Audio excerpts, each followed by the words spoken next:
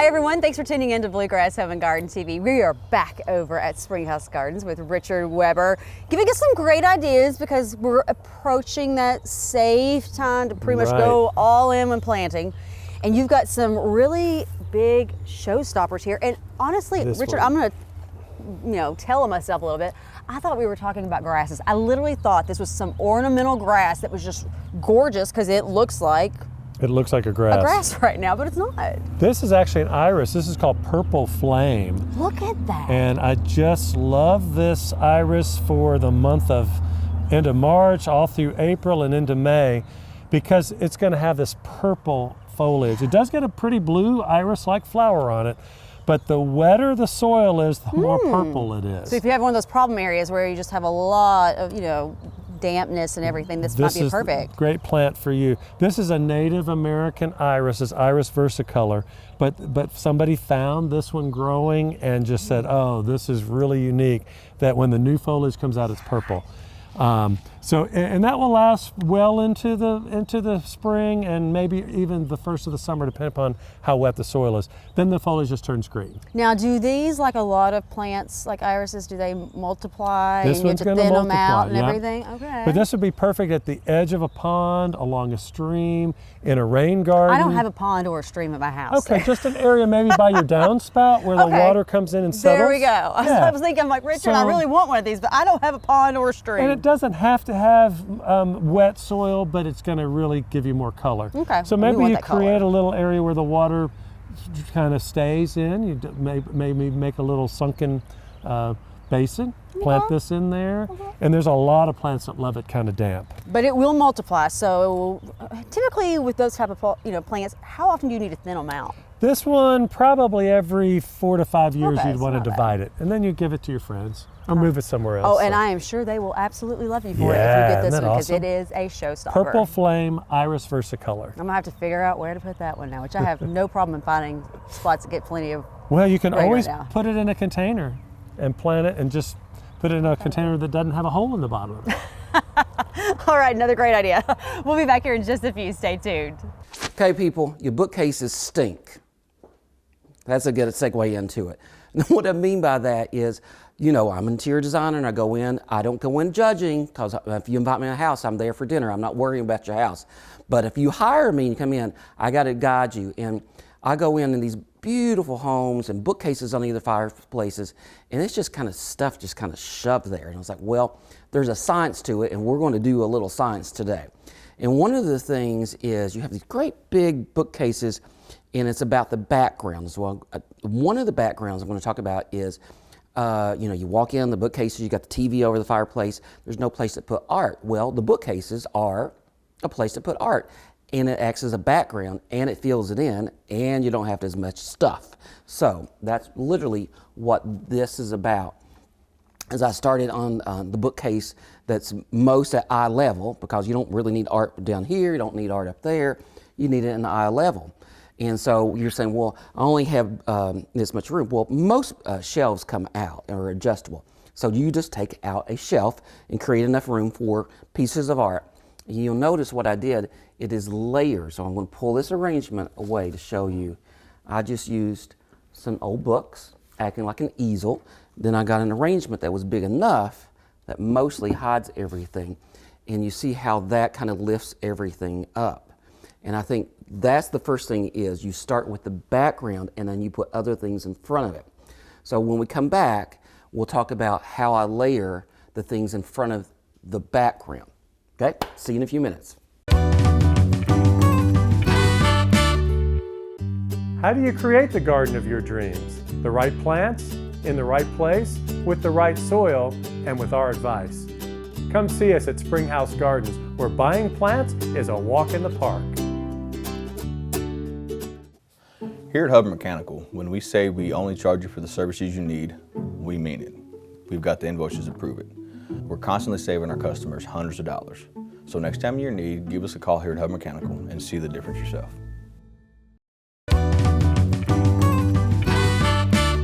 Thanks for keeping it here. We are continuing our conversation that started with this amazing showstopper, which I thought was a grass. The purple flame iris. Not a grass. And I was talking to him like, you know, a lot of these bulb plants, you need to thin them out every so many years. And I have ran into a situation several times when I have been new to a home and they have had bulbs in their landscape and they just get all entangled and like you're trying to get out and thin out a mound of bulbs that's just too big to even almost handle. But well, and iris are kind of that type of plant. It's not really a bulb, but they call it a rhizome, and they're just growing right on top of the soil.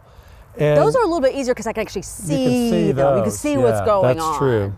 Yeah, but there's a lot of different types of iris, and this is actually one of the more interesting German iris or bearded iris, and they're called bearded iris because they have like what looks like a little beard on these big flowers.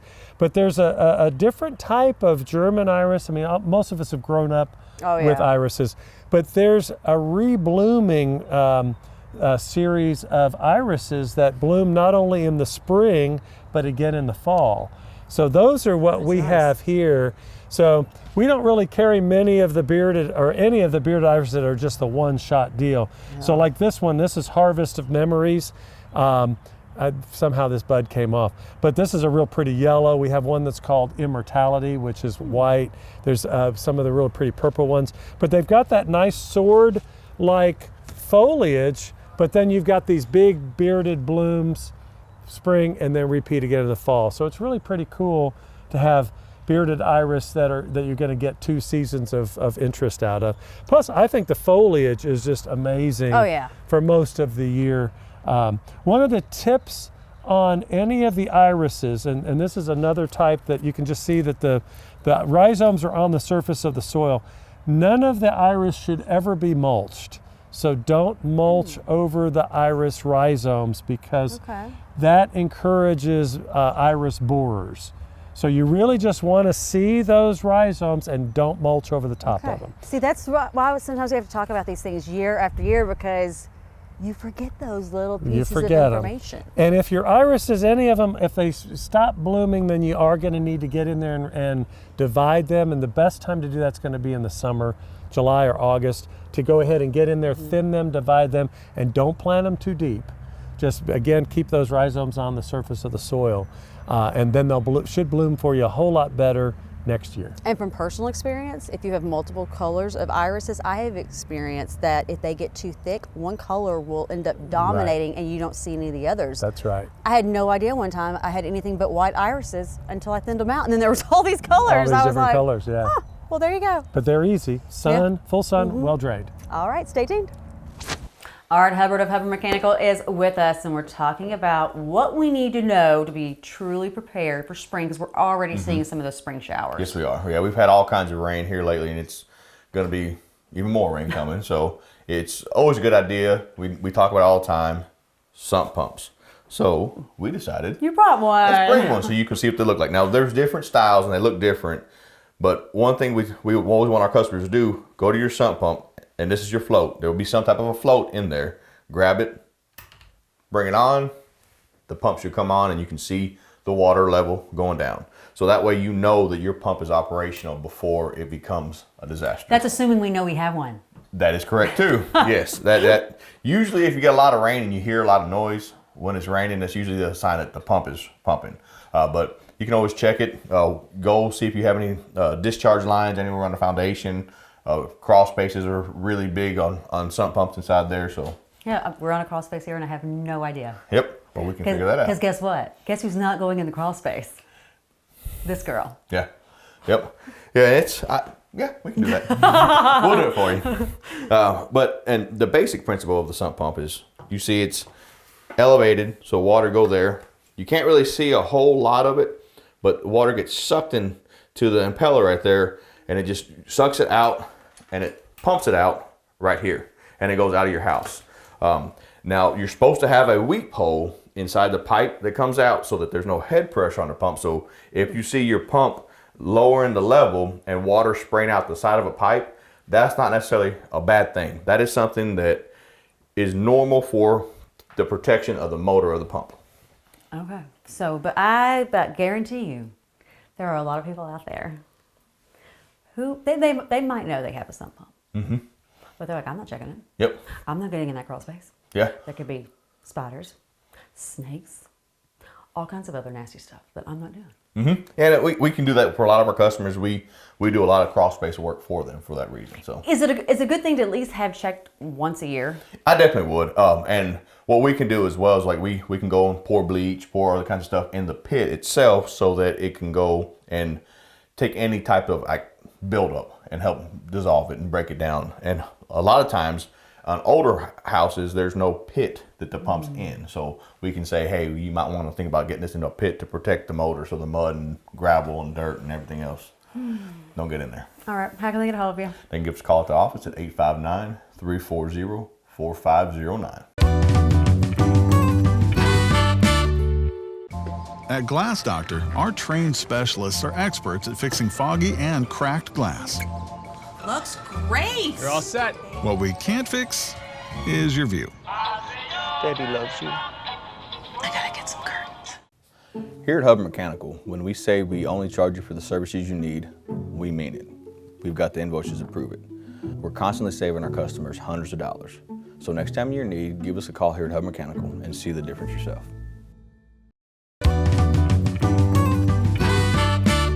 Thanks for keeping it here. We're still over at Springhouse Gardens with Richard Weber. And now we're talking about these, which I love this time of year. I do too. I know. So lots behind us here that are thriving. You were actually saying they're doing a little bit better now since you removed a few trees because they weren't getting enough sun. Right, and a lot of times these have been here for 50, 60 years probably. They were planted by the people that owned the farm before us. And they used to they'd plant a little ring of daffodils around each tree. So you can see we've taken a lot of trees down because there's lots of daffodils with no trees around them.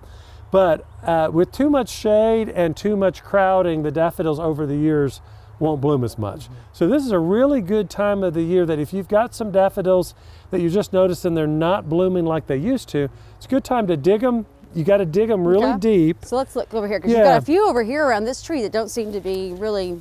Yeah, because these don't well. have any flowers on them whatsoever. Yeah. So those might benefit from being dug up and moved to a sunnier environment, but these are also some that we've just limbed up some trees, so they're going to get a lot more light. So I'll probably just throw a little bit of plant tone or a little see how it fertilizer goes before you on thin them out? Yeah, okay. And I'm going to do that with some of these other ones too.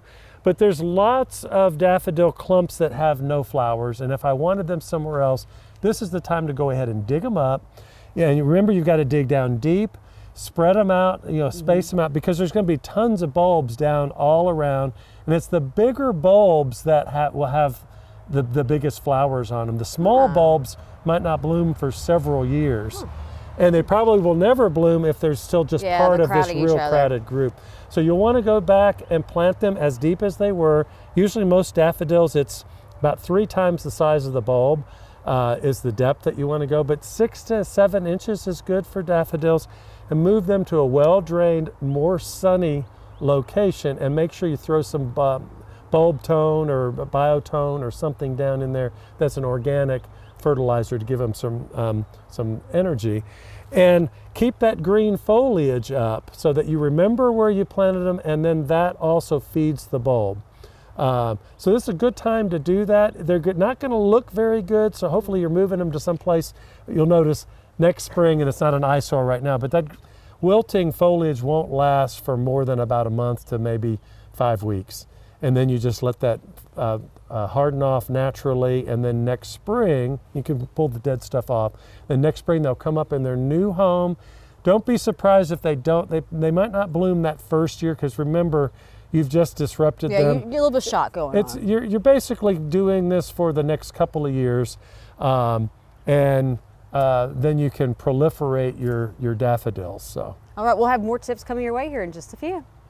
So we were talking about redoing your bookcases and how art can be in the back of the bookcase, and it acts like wallpaper, it acts like a background. And so what I've done, I pulled everything away to see what I'm talking about and how this books in the layers. So the next thing I'm going to do is I'm going to pull in a plant or flower arrangement, and I'm going to set it in front of that. Isn't that beautiful with all those kind of colors in there?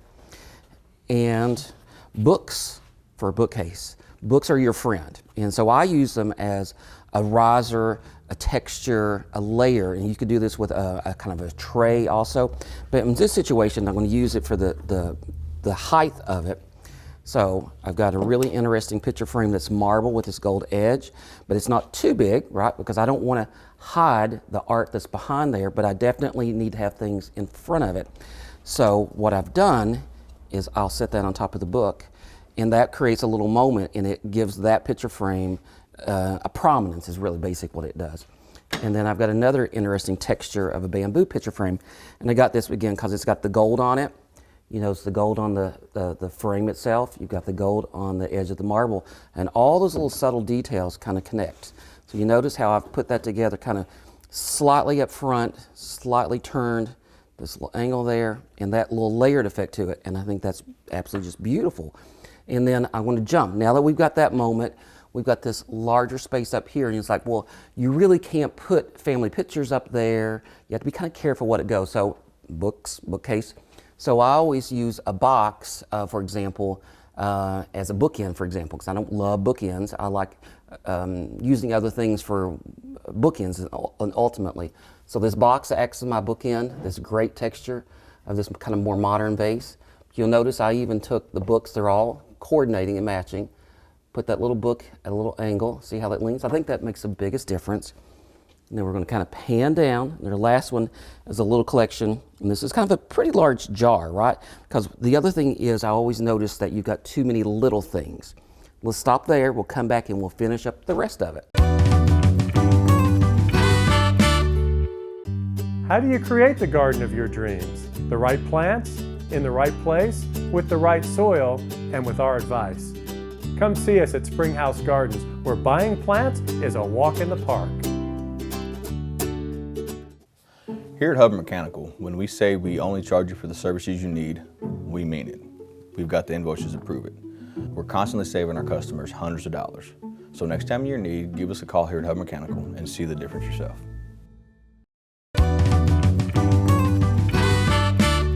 All right, continuing our conversation about should we thin things out? We know we at some point should thin a lot of the bulb plants out. Right. But I was actually asking you with the Lenten roses, which we've talked about numerous times on the show. I've never really asked the question, should we ever thin those? Well, generally I would say no. Okay. Instead of thinning, because they don't really love to be divided and transplanted, that you can do it, but they typically like to stay where they are if they're happy. But what's happening here, probably a better question is how do you control the growth of these? Okay, there we go. And a lot of people are like, oh, I wish I had 100 Lenten roses. Well, if you get them in the right place, you're probably going to have hundreds of them. So if you don't want them to spread in your landscape, what you have to do is before, these are actually flower heads that got pollinated. So these are actually where all the seeds are inside here. So they're very easy to pick out. So this flower bloomed about a month ago. It got pollinated by some early bees, and now it's making its seeds in all of these little seed pods here. So if you don't want them to spread, you cut these off. So you just pick these off so that you don't let the seeds come in, or you mulch heavily around them, or you use a pre-emergent like preen or something like that, so that you're not really getting all these babies around. Because that's what we've got going on here, We've got right? tons of babies. Like these plants here, and even those over there in front of you, Amber, they came from 3 plants that we planted over here about 10 years ago. Wow. So they're actually going towards the light, and they're going into the soil that's maybe happy, or maybe better than where I planted them. So they're kind of marching their way down the hillside. But I don't mind because they're hybridizing, and look at all these different colors that we're getting just from... So you didn't plant a bunch of different varieties. No, They're doing this on their own. They're doing it on their own. So it's really pretty neat.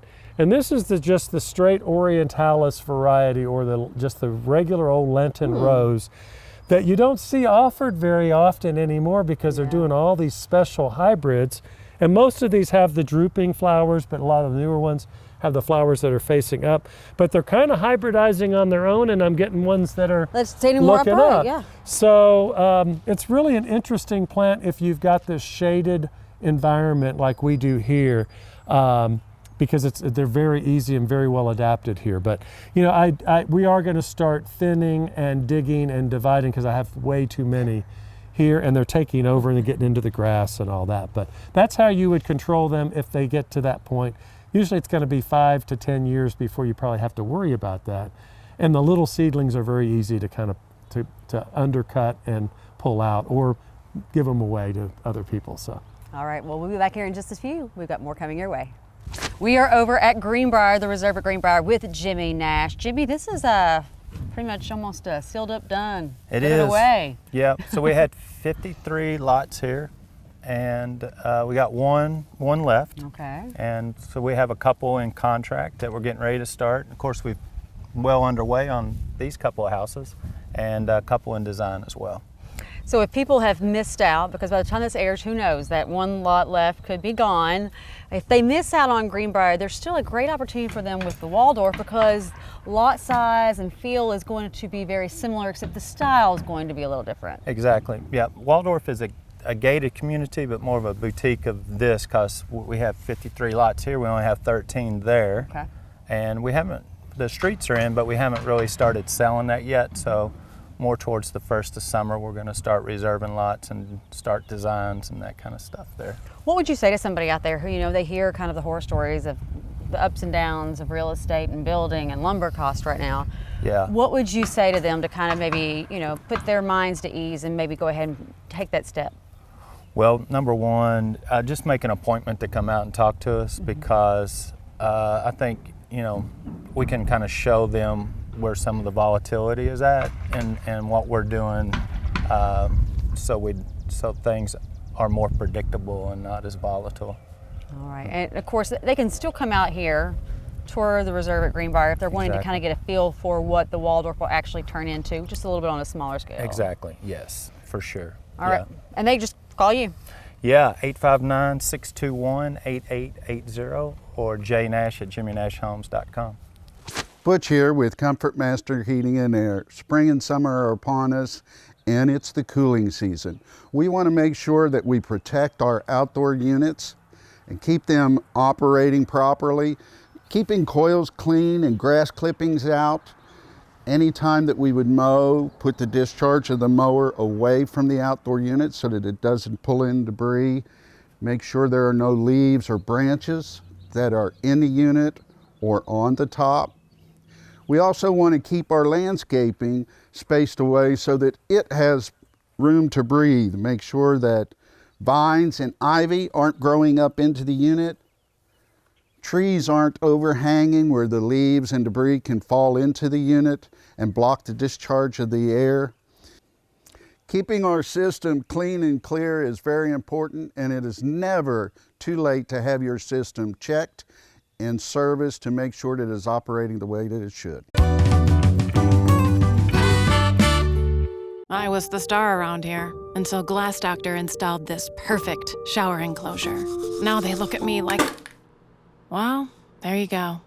Get a custom shower enclosure that almost everyone will love. Visit glassdoctor.com today. As meteorologists, we hear it all the time. That's Kentucky weather for you. It's true. Weather around here can seem complicated and disrupt your day. Heavy rain gearing back into parts of central Kentucky. But that's why we're here, working for you to make it easy to understand. That's the actual frontal boundary itself, so you can see that significant wind change with it. So when you get the first alert, you'll be ready wherever you are to keep your family safe. It's not complicated. We cover it all. WKYT First Alert Weather, only on WKYT. Everyday Kentucky, weekdays at 9 a.m. on WKYT.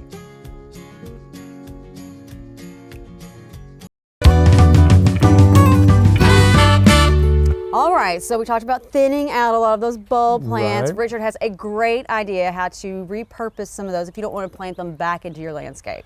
Well, we had some little mini daffs that were not being seen anymore because the shrubbery had overgrown them. So I dug them up before they started blooming, and I popped them in to the window boxes, and they were blooming for weeks and weeks and weeks, but now it's just green, which is still okay. But when they're finished in here and when it's time to change these out, I'll just move these into a new location in the garden, and then they'll be back to bloom next year.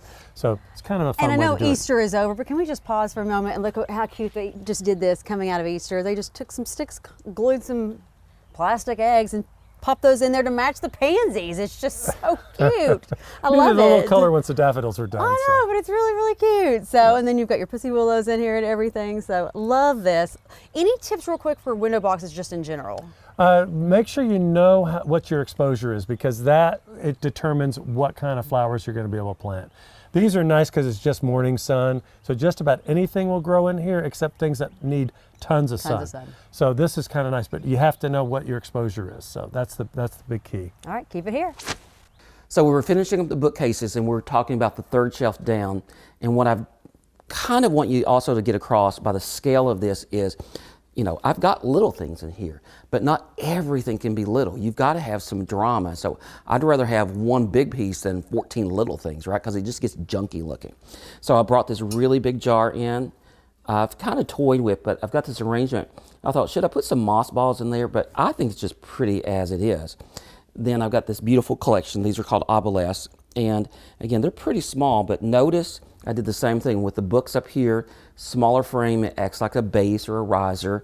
Same thing, it acts as a riser or a base, and it kind of, or a tray in essence, because it gives it a little more substance to it. And the final thing I want to kind of land on is talking about the color of this. That I think this is so important, that we've all been seeing gray for 1,000 years, which is fine. I have no problem with the gray, but color's back big time. And Joe, who is our floral designer, came up with this gorgeous thing of this color flower dahlia is called Sunset, but it's got these hot pinks and corals, beautiful color. So this is another way to take a pretty white bookcase and add a really strong punch of color. I hope you're inspired. Get rid of little tchotchkes, do a background, and edit. If you got any questions, it's house@jsd.com, or you can call the store at 859-523-3933. Thank you, guys. We are almost out of time, but let's just admire, first of all, the beautiful blue and white pansies behind us. But this is also a great reminder for what? Not to plant your summer annuals too early. So this is a good reason to put pansies out in the fall, so you get this color all through April. But don't go before really Derby Day, which is May 7th this year, because Mother Nature might come back and we might still have a frost or a freeze, you know. So just be a little patient. Just be patient. You give it time, and there's plenty of time to enjoy things like this until we rip them out and put the summer things in. But right. All right, quick questions. Hours right now. we are Monday through Saturday 9 to 5, Sundays 11 to 4. Come and see us out Harrodsburg Road in Nicholasville. And we'll see you next week on Bluegrass Home Garden TV.